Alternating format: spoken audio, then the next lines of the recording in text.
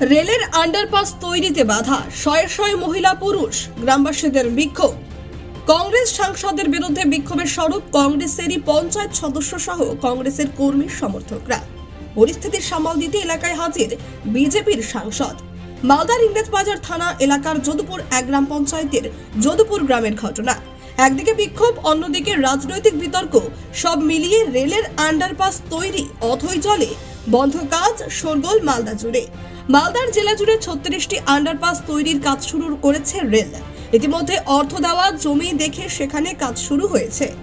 এরই মধ্যে যদুপুরেও একটা আন্ডারপাস তৈরির কাজ শুরু হয়েছে। যদুপুর হাই স্কুলের পাশে রয়েছে একটা রেল গেট, কিন্তু আন্ডারপাস সেখানে না করে করা হচ্ছে তার থেকে 500 মিটার দূরে একটা খোলা মাঠে। আর সেখানে আপত্তি গ্রামবাসীদের। তাদের দাবি রেলগেট সংলগ্ন জায়গাতেই করা হোক আন্ডারপাস। তাদের আশঙ্কা, মাঠের মধ্যে রেল আন্ডারপাস করলে সমস্যা অনেক, কারণ ওই মাঠের মধ্যে দিয়ে বা পাশের রাস্তা দিয়ে 7টি গ্রামের মানুষ যাতায়াত করে। পড়ুয়ারা স্কুলে যায়, আন্ডারপাস হলে অনেক ঘুরে যেতে হবে। তাছাড়া আন্ডারপাস হলে সেখানে সমাজ বিরোধীদের আখড়া হবে। রাতে মহিলারা নিরাপদে যাতায়াত করতে পারবে না। পাশাপাশি ওই মাঠ খেলাধুলা সহ বিভিন্ন অনুষ্ঠানেও কাজে লাগে। কিন্তু তাদের দাবি রেল কর্তৃপক্ষ মানতে নারাজ, কারণ রেলগেট সংলগ্ন এলাকায় পর্যাপ্ত জায়গার অভাব, তাই মাঠেই তাদের কাজ করতে হবে। ইতিমধ্যেই ঠিকাদার সংস্থা কাজও শুরু করে দিয়েছে। বাধ্য হয়ে গ্রামবাসীরা বিক্ষোভে সামিল হয়েছে। জোর করে বন্ধ করে দিয়েছে ঠিকাদার সংস্থার কাজ।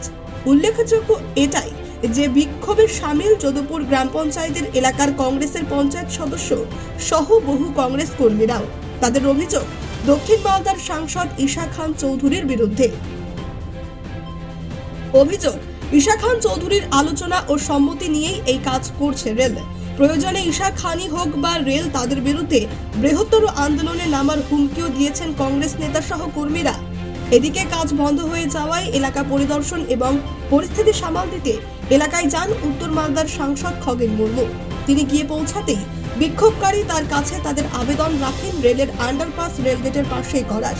খগেন মুর্মু বিষয়টি খতিয়ে দেখে রেলকে জানাবেন বলে আশ্বস্ত করেন, কিন্তু আন্ডারপাস তৈরির কাজ শুরু হয়নি।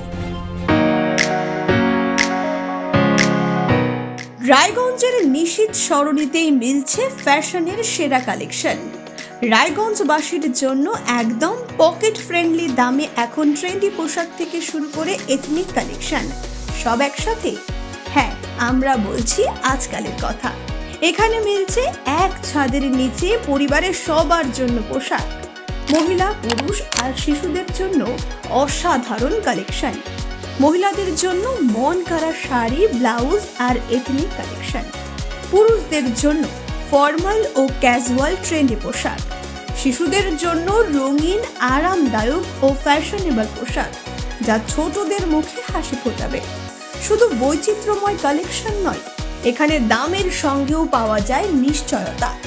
সাশ্রয়ী দামে গুণমানের সেরা পোশাক পাওয়ার জন্যই আজকাল রায়গঞ্জের মানুষের আস্থার জায়গা দখল করেছে।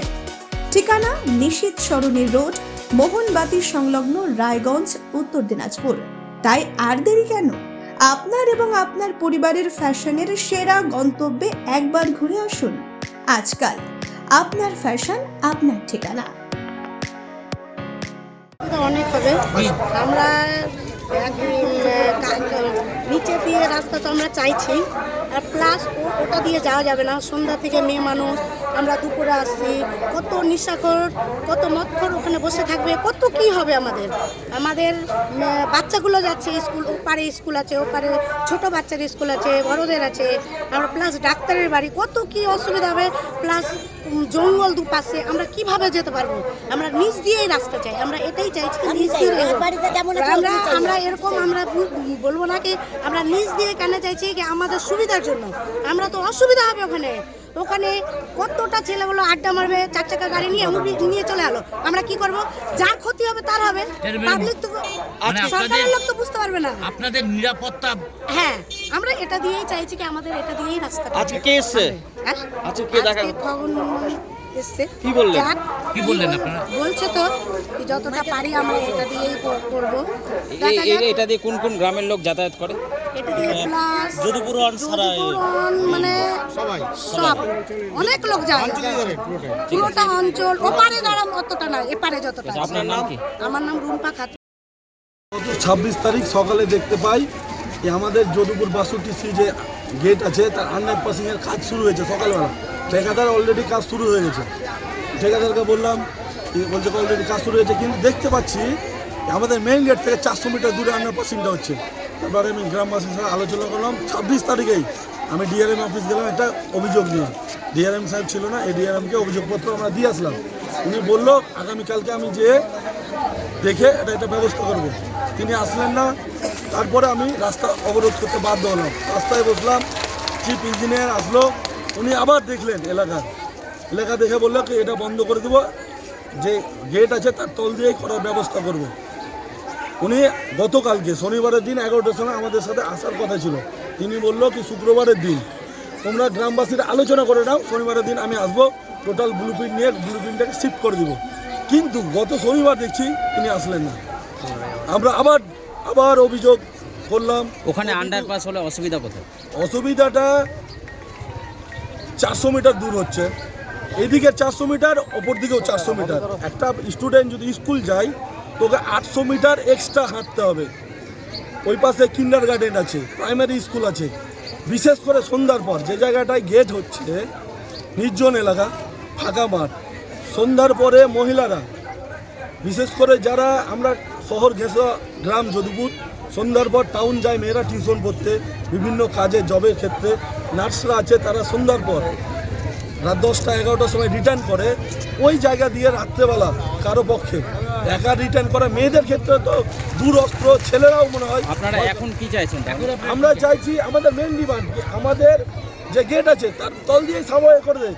আপনারা দেখেছি মানিকচবল্লিতে একটা সাবওয়ে আছে, সেইভাবে করে দিল। আমাদের কোনো খগেনদা এসেছিলেন, কি আশ্বাস দিলেন? খগেনদা স্পট ভিজিট করলেন এবং আমাদের আশ্বস্ত করলেন যে আমরা যেটা দাবি করে, যেটা রাজ্য এবং তিনি ডিআরএম এর সাথে কথা বলবেন, দরকার বললেন রেলওয়ে মিনিস্টারের সাথে উনি কথা বলবেন। যদি না হয় এরপরে, যদি না হয় তো আমরা 34 গিয়ে বসে যাবো গ্রামবাসী। আপনারা দেখতে পাচ্ছেন। আচ্ছা, এইটার তো একটা নকশা তৈরি হয়েছিল, এটা তো এদিক দিয়েছিল, কি মনে হচ্ছে ষড়যন্ত্র কিছু আছে? আমরা যেটুকু এই 4 দিনে 26 তারিখ থেকে আজকে 30 তারিখ পর্যন্ত ঘেটে দেখেছি, ডিআরএম অফিসে আমি দুবার গেছি।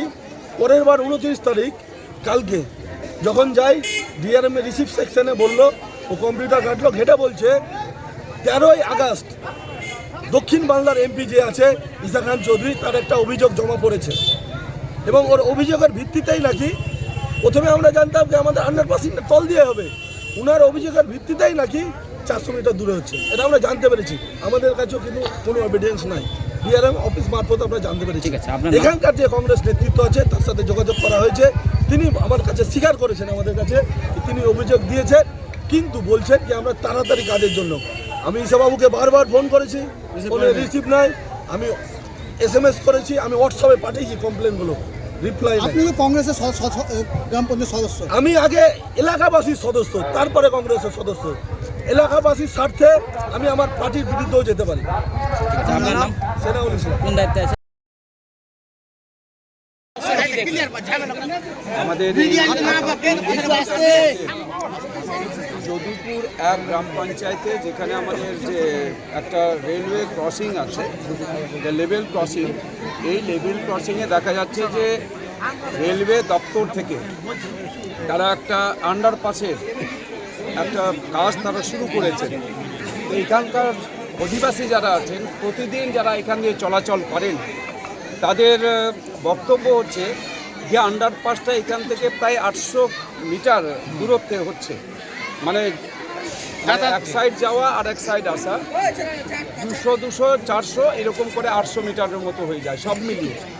তো এবং যে রাস্তা দিয়ে ওরা যেটাকে এদের যে গ্রামের লোকের বা এই রাস্তায় যারা ব্যবহার করছেন, যে রাস্তা তাদের জন্য যে অ্যাপ্রোচ রোড করা হচ্ছে, সেটা একদম মানে একেবারে বলা যেতে পারে ওই সমস্ত জায়গাতে মানুষ বা তাদের কোনো রকম বাড়িঘর নেই, মানুষজন যাতায়াত করে না, নির্জন এলাকা দিয়ে হচ্ছে। যেখানে রাত্রিবেলা এখানে অনেকে যাতায়াত করেন, মায়েরা যাতায়াত করেন, মহিলারা যাতায়াত করেন এবং শিশুরা যায়, বাচ্চারা যায় স্কুলের। এখানে হাই স্কুল আছে আর প্রাইমারি স্কুলগুলো আছে, কিন্ডার গার্ডেন আছে, হাসপাতাল আছে, নার্সিংহোম আছে। ফলে এটা একটু সমস্যা হচ্ছে। এটা নিয়ে গতকাল সেনাউল এবং এখান থেকে রাজা এবং আরও কয়েকজন তারা গেছিলেন আমার ওখানে দেখা করতে এবং এই বিষয়টা তুলে ধরতে। বিষয়টা নিয়ে ইতিমধ্যে আমি ডিআরএম সাহেবের সঙ্গে কথা বলেছি। আমাদের এখানে ডিআরএম সাহেব উনি বলেছেন যে রাস্তা ওরা নিয়েছেন, যে দিক দিয়ে ওরা আন্ডারপাস করছেন, এটা রেলের পক্ষে সেটা হচ্ছে তাদের জায়গাটা সাফিসিয়েন্ট আছে। আর যদি উল্টো দিকে করা হয়, অর্থাৎ আমরা উত্তর দিকে করতে চাই, তাহলে সেখানে রেলের জায়গা একটু ছোটো আছে। সেটাই ডিআরএম বলছিলেন জায়গাটা কম হবে, একটু ন্যারো হয়ে যাবে। আর ওনাদের বক্তব্য ছিল যে যদি নিচ দিয়ে করা যায়, যে এক্সিস্টিং যে রোডটা আছে তার নিচ দিয়ে যদি একটা আন্ডারপাস করা যায়, তাহলে এদের সমস্যাটা সমাধান হয়ে যেতে পারে। আপাতত আন্ডারপাস করার জন্য যে মানুষের যাতায়াতের জন্য যে কোনো সাইড দিয়ে একটা রাস্তা করে দেওয়া যেতে পারে, যেটা দিয়ে ওরা ইজিলি যে প্রতিদিন প্রত্যহ যে যাতায়াত করতে হয় সেটা তাদের সমস্যার সমাধান হয়ে যেতে পারে, সেটা ওরা ওই দিক দিয়ে